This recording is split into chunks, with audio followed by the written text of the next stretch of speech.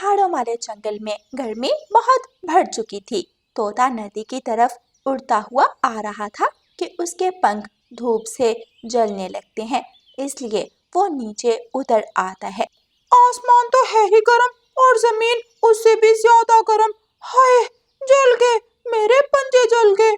तोता जल्दी से उछलता हुआ एक पेड़ के नीचे आकर बैठ जाता है। प्यास से बुरा हाल हो रहा है, बस नदी थोड़ी ही दूर है, हिम्मत कर और पहुंच जा वहां। तोता खुद से ऐसे कहता है और एक लंबी उड़ान भरता है और नदी पर पहुंच जाता है। लेकिन नदी पर तो पानी था ही नहीं। एक तरफ छोटा सा गड्ढा बना था जिसमें कुछ पानी जमा था। तोता उस गड्ढे की तरफ बढ़ता है, लेकिन कालू कौवा जल्दी से आता है और पानी की वो आखिरी बूंद भी पी जाता है।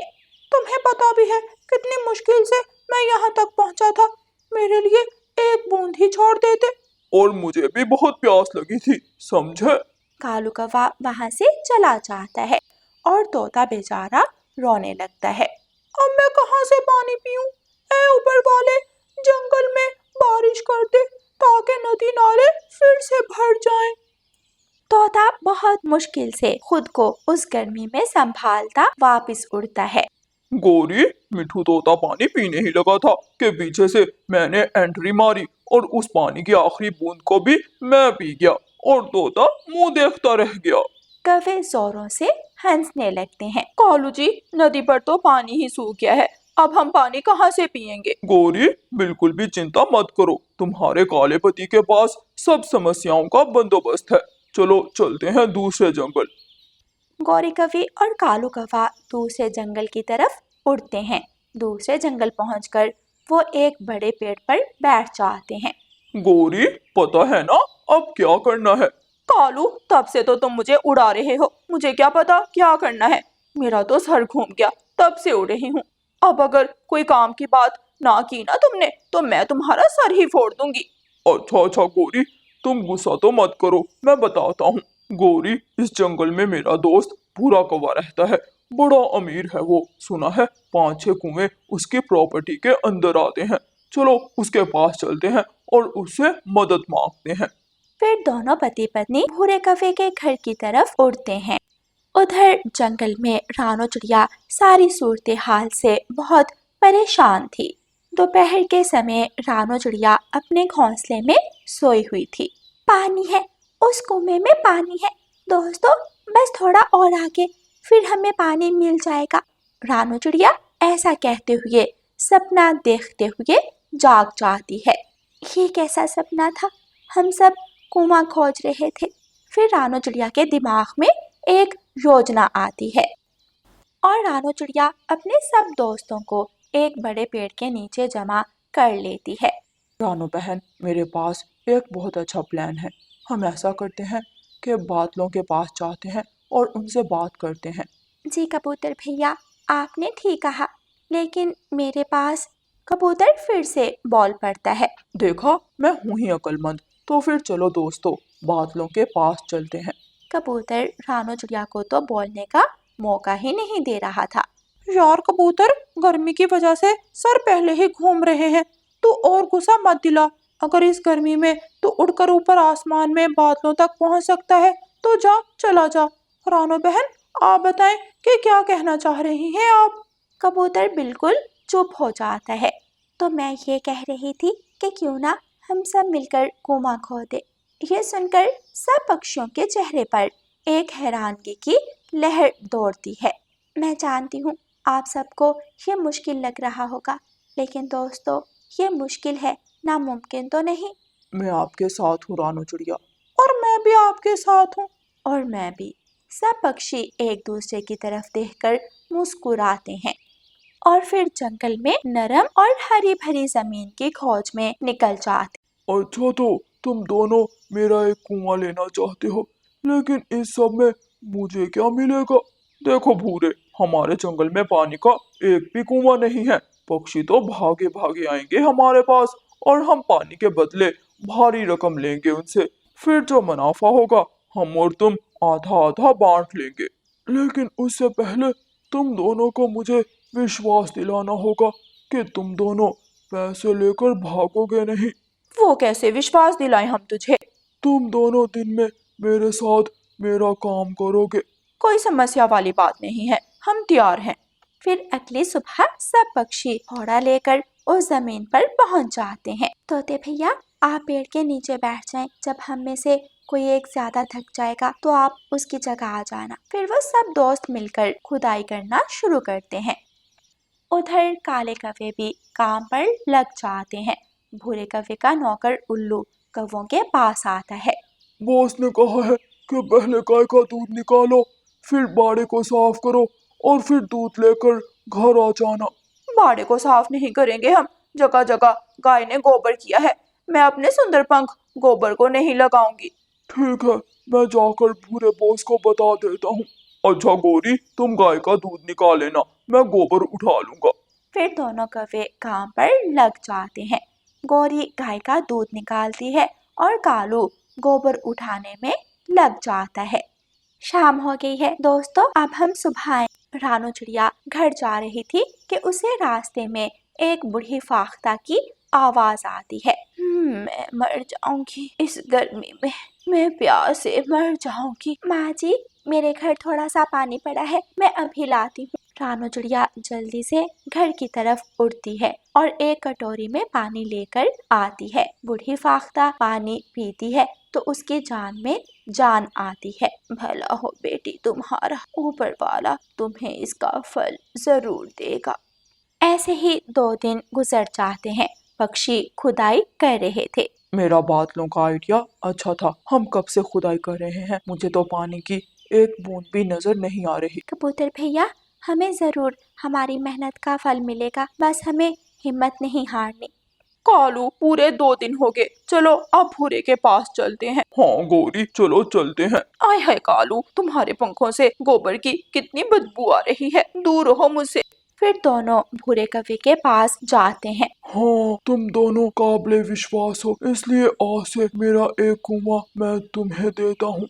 कौवे खुशी से नाचते गाते जंगल वापिस आते हैं, लेकिन सामने का मंजर देखकर कौवे तो हैरान हो जाते हैं। गौरी, मुझे चुटकी काटो, कहीं मैं सपना तो नहीं देख रहा। नहीं कालू, ये सच है। कौवे रोने लग जाते हैं। सामने सब पक्षी पानी पी रहे थे, सब बहुत खुश थे। उनका कुआं तैयार हो चुका था। 2 दिन, पूरे 2 दिन गोबर में अपने पंख गंदे किए और अंत में कुछ ना मिला। गौरी बहन, कालू भाई, आइए आप ही आइए, कुएं का पानी बहुत मीठा है। अरे, आपकी आंखों में तो आंसू है, क्या हुआ? खुशी के आंसू होंगे रानो बहन। कौवे बहुत रोते हैं, उनकी चाल चलने से पहले ही फ्लॉप हो गई थी। प्यारे दोस्तों, इस कहानी को लाइक, अपने दोस्तों के साथ शेयर और चैनल को सब्सक्राइब करना बिल्कुल मत भूलना। आपका धन्यवाद। बुलबुल बहन, एक कप चाय का लगा दो। अभी लगा देती हूँ। बुलबुल का जंगल में चाय समोसों का ढाबा था। उसका छोटा सा ढाबा बहुत अच्छा चल रहा था। वैसे इस मोटी के पंखों में बहुत जायका है, चाय बड़ी अच्छी बनाती है ये बुलबुल। सब कस्टमर बुलबुल की दुकान पर बैठे थे और चाय पी रहे थे कि सामने से भूखी लोमड़ी आ जाती है। लोमड़ी आ गई, छुप जाओ, सब छुप जाओ। सब पक्षी अपने चाय के कप वहीं छोड़कर बुलबुल की दुकान में चले जाते हैं और शटर बंद कर लेते हैं। मैंने अपने पंजे इसी दिन के लिए तेज किए थे। तुम पक्षियों को क्या लगता है कि मैं इस कमजोर से शटर को तोड़ नहीं पाऊंगी? अब तुम सब देखो मैं क्या करती हूँ। लोमड़ी जोर जोर से अपने पंजे शटर पर मारने लगती है। शटर तो पहले ही बारिशों की वजह से कमजोर पड़ चुका था। कुछ ही देर में लोमड़ी शटर को तोड़कर ढाबे के अंदर चली जाती है। अब तुम सब कहाँ जाओगे? कैसे बचोगे मुझसे? भागो भागो, ये लोमड़ी हमें खा जाएगी। सब पक्षी डर के मारे शोर मचाने लगते हैं। भूखी लोमड़ी मोटे ताजे कबूतर को उठाकर ले जाती है, बचाओ, मुझे बचाओ। लेकिन डर के मारे कोई पक्षी आगे नहीं बढ़ता। उस दिन के बाद बुलबुल अपना ढाबा बंद कर देती है। रानू चिड़िया अपनी माँ वाले जंगल से वापस आती है। बुलबुल का बंद ढाबा देखकर रानू चिड़िया बुलबुल के घर जाती है और बुलबुल से ढाबा बंद करने की वजह पूछती है। बस क्या बताऊं रानो बहन, उस दिन अपनी आंखों के सामने कबूतर को लोमड़ी का शिकार बनता देखकर मेरी तो दोबारा हिम्मत नहीं हुई कि मैं ढाबा खोलूं। ऐसा लगता है कहीं ना कहीं मैं ही कबूतर की मौत की जिम्मेदार हूँ। मेरे ढाबे पर हुआ सब और मैं खड़ी तमाशा देखती रही। काश मैं आगे बढ़कर कबूतर भैया को बचा लेती, वो मेरा बहुत अच्छा दोस्त था। बुलबुल की आंखों में आंसू आ जाते हैं। बस बुलबुल बहन, आप रोए नहीं, होनी को कौन टाल सकता है। हम फिर से वैसा ही ढाबा बनाएंगे, लेकिन इस बार जमीन पर नहीं, पेड़ पर। मैं समझी नहीं रानू बहन। बस सुबह बरगद के पेड़ के पास आ जाना आप, मैं आपको सब बता दूंगी। उसके बाद रानू चिड़िया कालू कौवे के पास जाती है और उसे भी बरगद के पेड़ के पास आने का कह देती है। फिर अगली सुबह सब पक्षी बरगद के बड़े पेड़ के पास जमा हो जाते हैं। क्या ढाबा बनाना है फिर से? नहीं नहीं रानू बहन, दोबारा उस दिन जैसा कोई भी हादसा देखने की हिम्मत नहीं है मुझ में। वो लोमड़ी तो पहले ही हमारे दिलों में अपना डर बिठाना चाहती है और इस तरह अगर हम उसे डरेंगे तो वो तो और ज्यादा अपनी हद से भर जाएगी। हमें कुछ ना कुछ तो करना पड़ेगा। मैं भी उस लोमड़ी को मजा चिखाना चाहती हूँ। रानो बहन, बस आप बताओ कि मुझे क्या करना है। मैं आपके साथ हूँ। और मैं भी आपके साथ ही हूँ। फिर रानू चिड़िया सब दोस्तों को अपनी योजना बताती है। वो सब पेड़ के ऊपर ढाबा बनाने के लिए लकड़ियां जमा करना शुरू करते हैं। रानू चिड़िया लाल पहाड़ों की तरफ जाती है और लकड़ियां काटना शुरू करती है। कालू कौवा भी खुले मैदान की तरफ जाता है और गीली मिट्टी बड़े स्टील के बर्तन में डाल लेता है और बुलबुल घर जाकर बाकी का सामान ले आती है। वो सब मिलकर बड़े पेड़ के ऊपर ढाबा बनाना शुरू करते हैं। लोमड़ी के कानों तक भी ये खबर पहुंच जाती है। पक्षी मुझसे बचने की तैयारी कर रहे हैं, फिर तो मुझे भी पक्षियों को पकड़ने की तैयारी करनी चाहिए।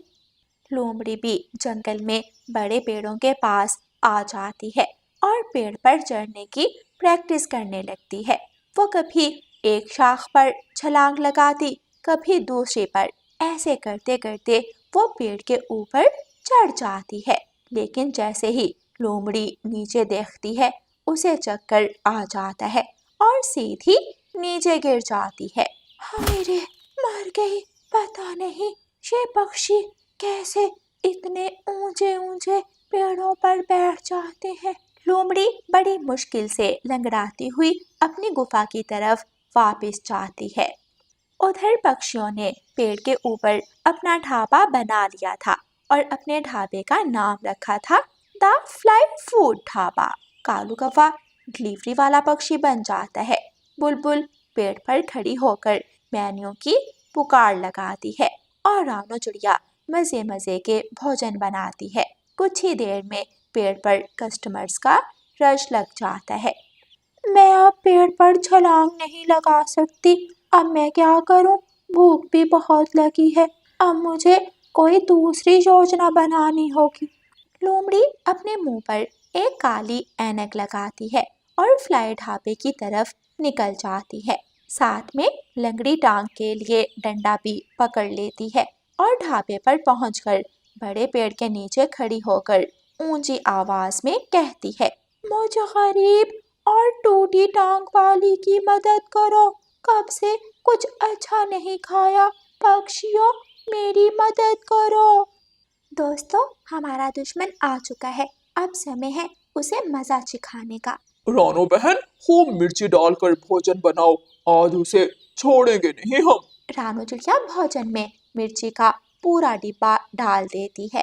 फिर कालू कौवा उस भोजन के डिब्बे को रस्सी के साथ बांधता है और नीचे लोमड़ी की तरफ फेंक देता है। मैं तो लंगड़ी टूटी टांग वाली लोमड़ी हूँ, मुझसे इतना क्यों डर रहे हो? नीचे आकर खुद दे जाओ भोजन। ताकि भोजन की जगह तुम मेरा सुंदर और मुलायम मांस खा लो। बड़ी चालाक हो तुम, लंबे मुंह वाली। मेरे मुंह के बारे में कुछ मत कहो। इस जंगल में मुझसे ज्यादा सुंदर कोई लोमड़ी नहीं है। अच्छा, अब बातें बंद करो और भोजन खा लो। लोमड़ी जल्दी से भोजन खाने लगती है, लेकिन कुछ ही देर बाद लोमड़ी को जोरदार मिर्ची लग जाती है। सत्यानाश हो तुम सबका, एक तो मैं लंगड़ी हो गई, ऊपर से भोजन में इतनी मिर्ची डाल दी। लोमड़ी लंगड़ी टांग लेकर नदी की तरफ भागती है। कालू कौवा, रानू चिड़िया और बुलबुल उसे देखकर हंस रहे थे। अब दोबारा कभी ये लोमड़ी हमारे ढाबे की तरफ आने की हिम्मत नहीं करेगी। ये सब तुम्हारी वजह से हुआ है रानो चिड़िया, तुम बहुत बहादुर हो। अगर आज तुम हमारे साथ ना होती तो हम कभी इस लोमड़ी के डर से बाहर ना निकल पाते। और लोमड़ी को यूं लंगड़ी टांग और मिर्ची के साथ भागते हुए ना देख पाते। वो सब हंसने लग जाते हैं। अब उनका फ्लाई ढाबा बहुत अच्छे से चल रहा था और लोमड़ी का कोई डर भी नहीं था। लोमड़ी ने उस दिन के बाद दोबारा ढाबे की तरफ जाने की हिम्मत नहीं की थी। प्यारे दोस्तों, इस कहानी को लाइक, अपने दोस्तों के साथ शेयर और चैनल को सब्सक्राइब करना बिल्कुल मत भूलना। आपका धन्यवाद।